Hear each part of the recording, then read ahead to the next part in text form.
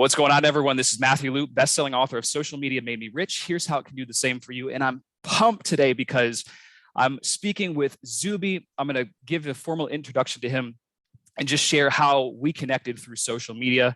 But he's going to be sharing and dropping some knowledge at our Social Media Revenue Summit happening August 20th in Atlanta. The feedback and buzz has been great so far from people that are attending the event. So again, I'm really stoked to kind of give an intro and to share just some knowledge. Now, if you've been paying attention over the last 2 years, you've probably seen posts being shared all over the place. I remember early 2020, I started seeing things fly by my desk on Twitter, Zuby this, Zuby that. I'm like, wow, this guy, he's definitely a voice of logic and reason, common sense, and he's just very, very well spoken. And he's become kind of a social media phenomenon over the years, captivating the hearts of many with his unique perspective, authenticity, positive energy, and that's garnered him millions and millions of followers and video views. He's been featured on Joe Rogan twice, BBC, Sky News, Adam Carolla Show, The Rubin Report, many mainstream media outlets. He's also an independent rap artist, public speaker, fitness expert, creative entrepreneur, and he's really not afraid to say what he really thinks and doesn't shy away from expressing himself, which is a great reason why I connected with him.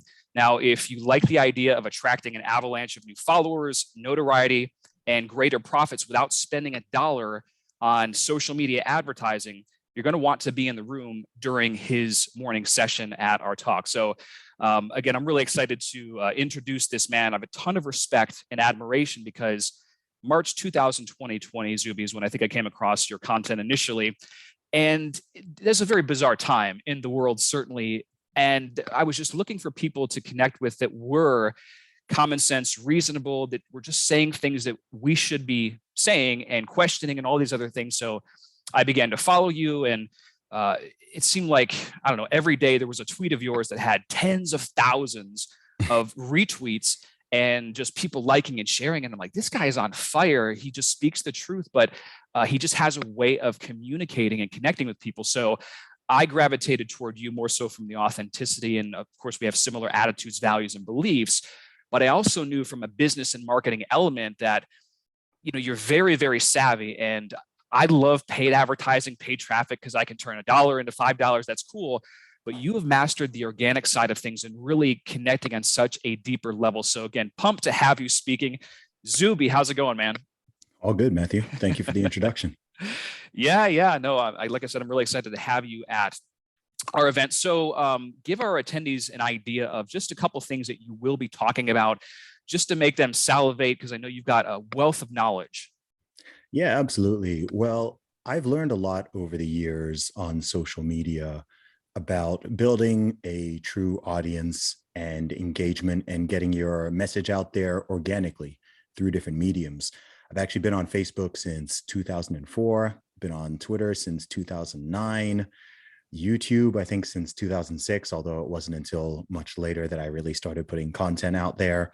So for over 15 years at this point, I've been using a range of these different platforms and built up a very significant and highly engaged audience. On Twitter last year in 2021, on that platform alone, did over 2 billion impressions completely organically. I have no idea how many of those posts also went viral on Facebook, Instagram, Reddit, and various Telegram groups and things like that. But I really want to put a message out there about authenticity, about teaching people how to reach others with their message. I think one of the greatest challenges on social media and perhaps in real life for people is actually being true to themselves and communicating that in a way that resonates with people. I find that people are actually very afraid to be themselves. They're afraid to show their personality. They're afraid to have an opinion on anything, let alone to express it. There are a lot of people who are kind of hiding in the shadows, much to their detriment. I can understand why people feel that way, especially in the current climate, and why perhaps I say a lot of things that I know millions of people, if not billions of people, are thinking. And I simply say that out loud and perhaps can articulate it in a way that other people struggle to. But I think that most people still don't totally understand just how powerful these mediums are. A lot of people look at social media as something that's simply a waste of time or a distraction or something that's bad for society. And it can absolutely be all of those things. But to Sure. me, it's simply a tool. I often compare it to a knife, right? So you can use a knife to stab yourself, to stab other people, or you can use it to create art. You can use it to feed people. You can use it to create something of value. And I think that social media in the right hands with the right approach and the right strategy, and also with enjoying it is a big part as well. And I think that's a part that a lot of people miss out on. So I want to help teach and encourage people to use it to greater capacity, especially when it comes to building a true following, people who really trust you, people who are willing to buy from you if you release products down the line, and people who are really on board with your message and they're not simply just followers, but they are people who are potential fans, potential customers, and people who will really follow you and be there for you. Yeah, that's very well said. What I noticed early about you and your followers early on, like you said, was the loyalty. It's one thing to build a big following base. It's another thing to have engagement with that follower Mhm. base, which can be very challenging. Even if you put out wonderful content, I think the attention spans are just here, there, everywhere, and it's really hard to zone in. But I'm going to take notes during your presentation because I'm always trying to learn and improve myself. But I really think that our attendees, because I know they're going to be doctors, medical doctors, chiropractors, health professionals, entrepreneurs, all these people want to reach and impact more. Of course, they would like to make more money, Mhm. become more influential using all these things. So I'm really excited about what you have to share with them. And we're also going to be doing a question answer session after your talk. So maybe you can dive into some specific situations for these attendees. So it's going to be really high level VIP. I wanted to get your opinion because we talked a little bit about Twitter specifically. Do you think with Elon's acquisition, are you optimistic about the future of Twitter? Like, what are your thoughts? Yeah, I'm very optimistic about it, assuming that the deal goes through. I don't want to count any chickens before they hatch, but it's looking most likely that it'll happen. Now, as I said, I've been on Twitter for 13 years, which is crazy. And I've been active on it for 13 years. Lots of people who discovered me through it found me in the past 3 years, but I've been active on it a long time, and I've seen it change in many different ways. Now, over the past few years, I'd say, especially over the past 5 or 6 years, it has become increasingly biased and increasingly Mhm, censorious, mhm, and biased in the way it applies that censorship. And that's a problem, not primarily even just for political reasons, but for the society, for the culture. If you're going to sure. have a platform which is for people to communicate with one another, spread messages around the world. If it's supposed to be a type of platform that embraces the concept of free speech, again, not just as a political and governmental concept, but as a societal concept, then you shouldn't be behaving in a way that is extraordinarily subjective and biased. And you shouldn't be deplatforming and censoring and kicking people off for questioning mainstream narratives, whether that's with regards to the pandemic or with something political or a social or a cultural issue, something like that.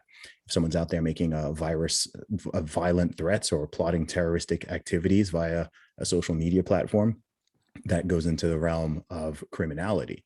Mhm. But people should have the right and the ability to express their thoughts and to have conversations, discussions, and debates with each other. It's essentially become a virtual town square. And I think with the acquisition by Elon Musk, he is firmly rooted in that principle. So even if it's never going to be perfect, and I never expect things to be perfect, but I think it's certainly a trend in the right direction. If you go back to Twitter, even in, I don't know, 2012, 2013, 2014, getting deplatformed for, saying the wrong thing Mhm. was not really something people were concerned about. Yeah. And I think if people, especially thinking about entrepreneurs and business owners as well, Mhm. you want to build on a strong foundation.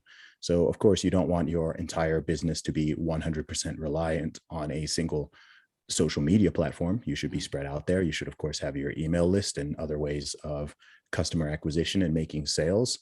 But we can't deny that this is where the party's happening, right? That's where people are. You've got hundreds of millions, billions of people on certain social media platforms. So I think entrepreneurs and creative people should feel confident that they can build on those platforms, and they're not suddenly going to get their Twitter account deleted or be pulled off Facebook or have their YouTube account demonetized or deleted because they crossed a random arbitrary line that the moderators who work in Silicon Valley didn't like. So I think it's a good step.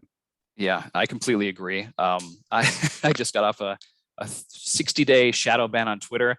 I Oh, post wow. memes periodically. I like satire. I like memes because out of the last 2 years, of course, with the chaos and things that have went on, I think that we need humor. We need to Yes. laugh at ourselves. We need to laugh at so many things. But the powers that be now, they're fact checking memes, which is kind of Mm. insane if you think about it. Uh, but I'm really looking forward to what you have to share. Of course, mistakes not to make, high leverage growth strategies, and really, at least what I've learned over the years, you don't need if you're talking about business, you don't need a million followers to make $1 million online, right? Mhm. You need engaged people that resonate with your core values, that always see you as an asset, that want to be part of your circle. And I couldn't think of anyone that's better to share that information than you sharing that with us. So again, very, very grateful. Before we actually head out, I just wanted to ask you just real quick tip maybe you have. What would you say to someone, whether it's just a young aspiring entrepreneur or could be a doctor or professional that is maybe just starting out on social media and trying to find their way to whether it's their voice or to get some traction? I mean, do you have any advice for somebody that's really wants to use this tool and not let this tool use them, right? Mhm. Honestly, my initial advice would be do not be afraid of it. I think that there are still hundreds of millions of people who are just afraid of social media, actually. And I think the people who are most likely to be afraid of it are people in some of those professions you just named. People in those in that traditional world or in the corporate world. Those are the people who are the most terrified of using social media. It's not the creatives. It's not the young entrepreneurs who are just starting businesses as teens or in their early 20s. It's actually that primarily the older demographic in more traditional occupations. So I think the first thing is to not be afraid of it. And I think the second point, as obvious as it is to start, to begin. I think people get caught up in all of the analysis paralysis. They want to, they want everything to be perfect. It's like people who want to start a business and they spend, 4 months just creating a logo and a landing page and trying to come up with a name. Whereas really you should just dive in and start and understand that, like with most things, you're not going to be great to begin with. If you just start a YouTube channel, you just start a podcast, you just start an account, it's unlikely to blow up straight out of the gate. And that is fine. But the earlier you start, the more reps you can get under your belt so that you can eventually get to a point where you're putting out fantastic content, you're really building your followers, you're knowing what you're doing, you're engaging with people on a regular basis. When you've got a product or a service that you want to launch or sell, you know how to do that. But all of that comes with practice, just like you've probably mastered. Anyone listening to this, you've probably mastered many other things in your life and in your profession, and you've put in the hours and the years to get that good at it. And so that time is also going to need to be invested in the social media realm if that's truly where you want to build, and understand that it's the future. And also understand that if you're somebody who wants to help people, which is really what entrepreneurs are, if you own a business or you simply have a job, you are selling some type of product or service that other human beings value. So by doing this as well on the internet, you can offer this to potentially billions of people around the world. There's so many people out there who you can help with your knowledge and expertise. There's things I know about and that I'm an expert on, but there are many more things that I'm not. None of us are experts in everything. But if we can each do our bit to try to maximize our reach and our potential and ability to help other people, then you'll quickly see that actually it's a very positive thing. It's a very positive and powerful tool.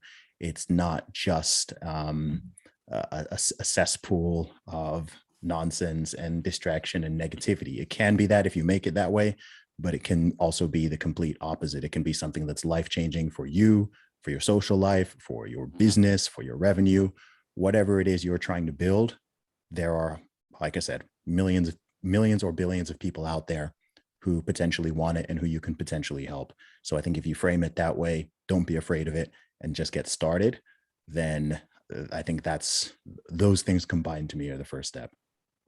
100%. I always like to say it's not what you do that determines your success, impact, and profitability on social. It's how you do it. And Mhm. Zuby is going to share us the how at our social media revenue summit training, August 20th in Atlanta. Just go to socialmediarevenuesummit.com. We still have some tickets left. I'm telling you, this is going to be an amazing, amazing training. And we are very fortunate to have Zuby with us. He's going to do a Q&A, like I mentioned, afterward, and just be there to answer your questions. So be there.